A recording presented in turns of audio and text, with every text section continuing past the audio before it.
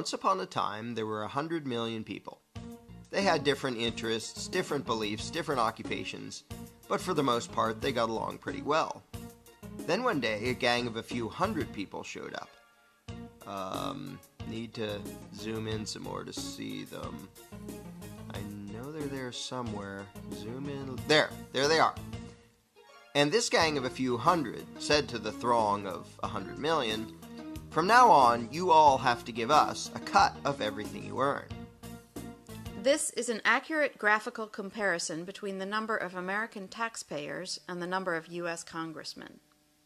And the throng said, "Gosh, do we have to give you a cut of what we earn?" And the gang of a few hundred said, "Yes, you have to." And the throng said, "Well, okay, I guess we have to." And one little troublemaker asked, "What if we don't?" The gang of a few hundred didn't like this and said, "If you do not comply, we shall unleash upon you our legions of enforcers." And the throng cried, "Oh no, please don't. We will comply, we will pay." This is an accurate graphical comparison between the number of American taxpayers and the total number of IRS employees. Time went by, and the gang of a few hundred said, "Now we want more of what you earn." And this kept happening over and over again, until eventually some of the throng were paying almost half of what they earned to the gang. Whenever the gang demanded more, the throng would say, "Golly, we're already having a tough time. Do we really need to give you even more?" And the gang always said, "Yes, you must, or we shall unleash our legion of enforcers." Now the gang of a few hundred was getting trillions of dollars every year, spending it on wars and pyramid schemes, giving away goodies to their friends, buying influence, and doing lots of other things. And some of the throng started saying, "We don't really like the war you're waging with the money we give you. Do we really have to be paying for that?" And the gang said, "Yes, we demand it. Don't make us send out our legion of enforcers." And some of the throng said, "You're taking our money and giving it to huge corporations and giant banks, and some people who just don't want to work. A lot of these things we don't like." And the gang said, "We don't care. We will decide how to spend it. You just do as you're told, or else." And the throng said, "Okay, I guess we have to." But eventually the throng got so fed up, so angry, that they took a drastic step. One day they said to the gang, "We don't like what you're doing. We want a new gang." And after pouring a huge amount of time and money into the effort, they replaced the gang with a new gang. Then the throng pleaded with the new gang, "Now, at long last, can we keep our own money, or at least keep more of it?" And the new gang said, "Sorry, but after much discussion, we've decided that you can't. You have to keep giving us what you've been giving, in fact, a little bit more than before." The throng was distraught and said, "This is dreadful. But after all, what choice do we have?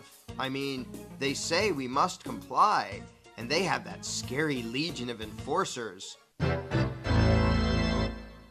We're powerless against them. We'd better just do as we're told."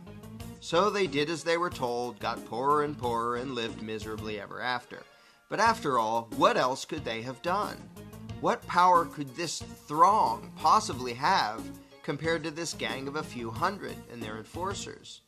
What chance would this thing have against this thing?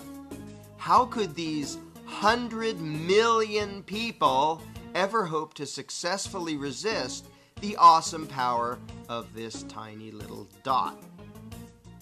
In case anyone missed this, let's review. Here's them. Here are their enforcers. Here's us. Them, us. Them, us. Does anything about this seem just a little strange to you?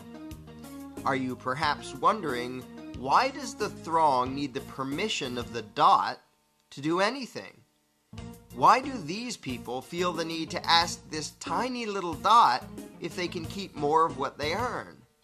Why would they spend year after year literally begging for lower taxes from this little dot? Is this dot just really darn intimidating? Is it very persuasive in its reasoning? To be blunt, why would this throng give a rodent's backside what this tiny little dot wanted? The fact that this tiny dot has the gall to issue such demands to such a throng is pretty startling in and of itself. But what is far more amazing is that the throng obeys this minuscule little parasitic gang of control freaks. What could possibly explain this? Let's ask the dot. This is how it works. When we, the dot, take your money and spend it on things you don't like, we're representing you. In fact, though you're not allowed to actually keep your own money, you're allowed to decide which little dot will steal half of what you earn. So that really means that you're in charge and that you're agreeing to give us your money. In fact, we, the dot, are serving you when we take your money and spend it on things you don't like. And so you should thank us and treat us with great respect and honor for having robbed you on your behalf for your own good in order to serve you by doing things you don't want us to do. So there you have it. I hope that cleared everything up for you.